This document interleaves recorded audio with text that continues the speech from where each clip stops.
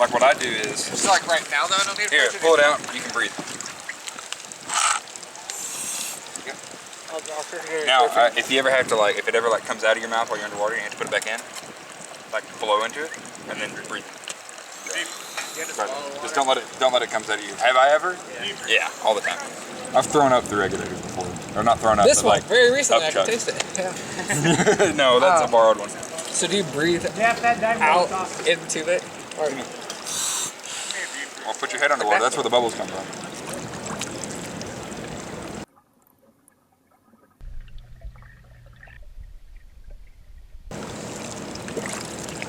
Well, now I'm hooked. Yeah, it's pretty damn cool. That's really neat. Underwater? Huh? Breathing underwater? Yeah. Are you gonna...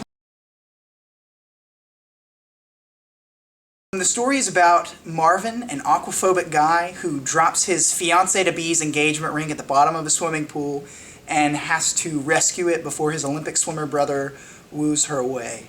That's kind of the log line, and actually the log line existed before any of the rest of the story did. So in Digital Film 2 with Jen Gerber, it was her first time teaching it at UCA, and she showed us a book called Save the Cat by Blake Schneider. And I know that a lot of people like have some controversy about the book. It's one of those screenwriting books that gets under some people's skin because it's definitely about writing movies from a Hollywood-esque perspective, like a very clear architecture, very clear Hollywood archetype.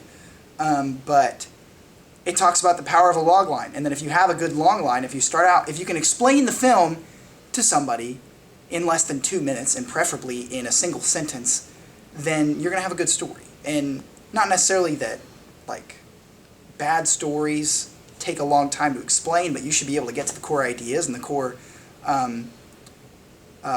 struggles of a character pretty quickly. So that sentence that I just said was how the film started, and all the rest of the film was built around just that core sentence. Your brother Davis is on his way too, and you're going to need to introduce me. Can I get back to you in just a second? Working with Tanner and Kyle and Casey was a lot of fun. I thought Tanner was great. Tanner's super great. Yeah. I thought Cassie. I said Cassie. We had this problem a lot. I never knew what to call her to her face, but it is Casey. It's Casey. It's Casey. Yeah. It's not Cassie. Nope. She'll correct you. She'll punch you.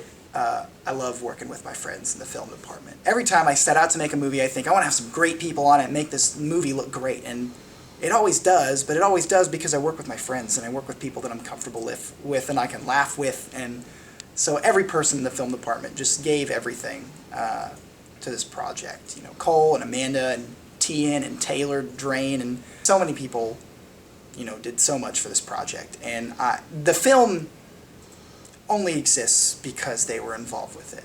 That's the best part about UCA films is we can go and just ask people to show up and give up their whole weekend, and they just do it because they like us. Mm-hmm. That's absolutely crazy to me. Note our badges. Our badges. Yes. I'm second AD, so I get a smaller badge. I'm wearing He's a large badge. Wearing a badge also. And I'm under him, so you know. Dude, we get badges? We don't need no stinky badges. It's very official. We take ourselves. Underwater camera. This is a union thing, we take actually. our set very seriously. We do. Yeah. We're like $100. Yes. So official. Yeah, we're a little bit better than everybody else. Yeah.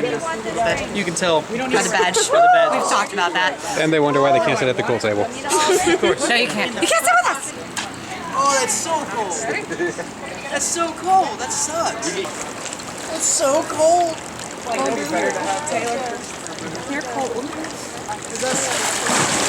I'm jealous of you guys. Underwater shooting was, I think will end up really cool, but it was tough. What we're about to film right now is all the underwater shots in this film. So there's a bunch of different ones and different random scenes of just like him dropping the ring in the pool, him swimming towards the ring and stuff like that, but everyone's in the pool. In order to get the underwater shots, we had to order equipment online, and we had to do, we have a G4 out there with an underwater like protective case on it, and we have a guy in full scuba gear diving stuff with like a regulator and tanks. We're putting people underwater with like equipment that costs like $2,000. We have insurance, but I don't know what's gonna happen. It was really cool to work with a camera that normally should be getting destroyed, but putting it underwater. That was a really neat experience, although it was hard. It was difficult to get those shots. It was a cool experience working with the GH4 underwater, but next time I'm just gonna use a GoPro and an iPhone, because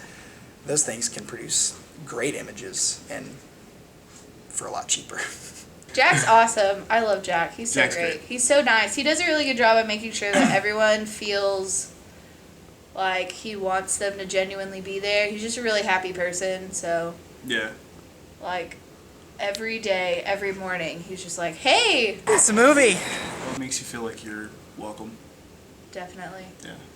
I think from the start he knew exactly what he wanted, and that always helps, because I've been in situations where directors have written things and then it's to the point of actually trying to put it in motion. It's like, I don't really know, just kind of do what you want with it.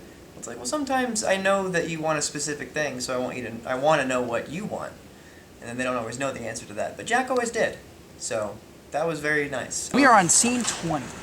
So all we're gonna do is just run right in and you just say, I win, no you didn't, and then that'll be it, and then Mom will interrupt. Okay. I win! No, you didn't. Guy's not in the house. So this is kind of the table setup. I win! No, you didn't. Guy's not in the house. Ariel, continue. Anyway, back then Marvin and I had just started dating, and so things were still a little awkward between us. I bet it was. Anyway, we just kept driving until we completely ran out of food and we were in the middle of nowhere. Well, man, I can't believe we haven't met you yet. I know, isn't she great? You are quite the catch. Kyle, so the "you are quite the catch" line is the most serious, like you are genuine, you know, so in that moment. So you're not, give her like, yeah, like, you are quite the catch. but I mean, like, it's like a little bit less of a facade, so it's kind of like a real moment, like. You are quite the catch. Thank you, Davis. Whoa, watch out, Ariel. And then that's it for the whole rest of that. That's sweet. Don't I give you the smirk and you give me the stern. Just say Howard it stern. up. Just like stern. I guess the most important metaphor for the movie, taking the plunge. I don't want to say taking the plunge because it's a movie about water, because that wasn't necessarily my intent. I really just wanted to make a story about commitment and what I think love actually looks like. As I learned that early in my marriage, you know, because I mean, the film is kind of a fictionalized version of myself. It's a fictionalized version of my own story. I'm not afraid of water necessarily, but it's about a guy learning how to put off his fears and put off the things he's worried about to commit himself to somebody that he cares about.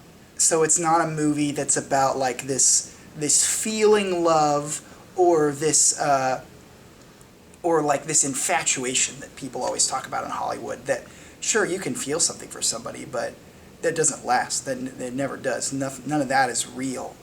What's real is when you make a commitment to a person. That's a lot more powerful than love as a feeling. It's love as an action. Love is a continuing movement, and that is what real love really is. And the film may be called, the film may be called Love Sinks, but in the end it rises. I can't believe I just said that. Somebody keeps drinking my waters. Can't figure out who it is. Every time I find a water with my name on it, it's empty. Cole. No On one the else's bottle. name is Cole. AC is Adam. I trust none of you. ACL's Austin City Limits, that's right. I may have poured one out.